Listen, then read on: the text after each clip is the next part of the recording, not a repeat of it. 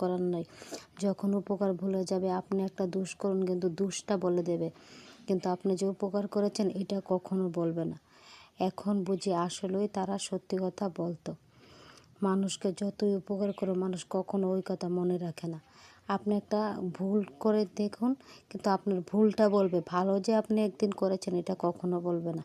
Hello বন্ধুরা, নমস্কার। আমি নমিতা মল্লিক, ত্রিপুরা থেকে।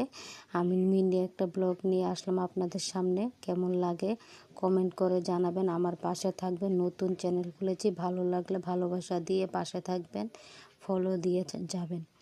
আমার এখানে সকালবেলা উঠে কাজকর্ম শুরু করে দিলাম। প্রথমে বড় ঘর শুরলাম, তারপরে ছেলেরটা, রান্নাঘর, এখানে বারিন্দা, সব কিছু ভালো করে গুছিয়ে গাছিয়ে ঘরগুলো সরা দিলাম। আর এখানে দেখুন বাইকটা রাখা হয় বারিন্দাতে, কি অবস্থা, বাইকের যত ময়লা বালু টালু আছে সব কিছু এখানে আছে। তো এখানে গর্দটি সুরে তারপরে আস্তে আস্তে আমি গর্দটি মুছে নেব। আর এখানে আমি উঠানটা সুরা দিয়ে দিলাম। রাত থেকে প্রচণ্ড বৃষ্টি হয়েছে, তাই এখন আমি উঠানটাও সুরা দিয়ে দিব। বাসি কাম যা আছে, তো উঠানটা সুরা দিয়ে, বাড়িতে তো গেট লাগানোর কাম চলছে দেখছেন।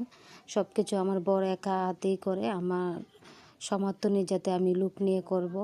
আর এখানে দেখুন আমার হাঁসগুলো বেরিয়ে গেল।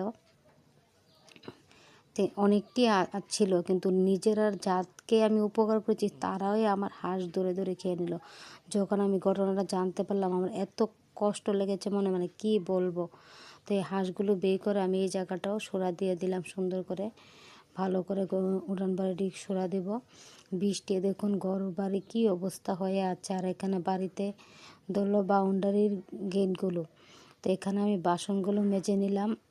রাত্রে বাসনগুলো ছিল, তো বাসনগুলো মেজে নিচ্ছি এখন। বাসনগুলো ধুয়ে তারপরে ছাগলগুলো আছে আমার কয়েকটা, কিন্তু ওগুলো বেরিয়েছে না ভিতরে, দেখতে পারলাম না কামের তাইছে। তো এই বর যাবে সকালে কাজে, আমার একটু তাড়া আছে, তাই তাড়াতাড়ি কাজগুলো করছি, কেননা চাটা বানিয়ে দিতে লাগে।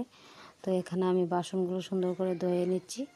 আমরা সেলু আছে কিন্তু নিজস্ব নেই, 10 জনের মিল করে। তো এখানে আমি ট্যাঙ্কিতে সবসময় জল জমা করে রাখতে হয়, কিন্তু জলে একটু কষ্ট আমাদের এখানে, কল বসালেও জল ওঠে না। তা আপনার দিকে কেমন সুবিধা আছে যারা দেখেন কমেন্ট করে জানাবেন। এখানে আমি স্নান করে পূজাটা দিয়ে দিলাম, দিয়ে এখানে আবার রান্নাটাও শেষ করে দেখুন, এখানে রান্নাবাড়ি শেষ করে দিলাম। ভিডিওটা বেশি বড় করলাম না, সবগুলো দেখাতে গেলে অনেক বড় হয়ে যাবে। চিকেন রান্না করলাম দেখুন, খুব সুন্দর হয়েছে কালারটা, ভাত। আর এখানে সকালের চা ছিল। কেমন লেগেছে ভিডিও? নমস্কার।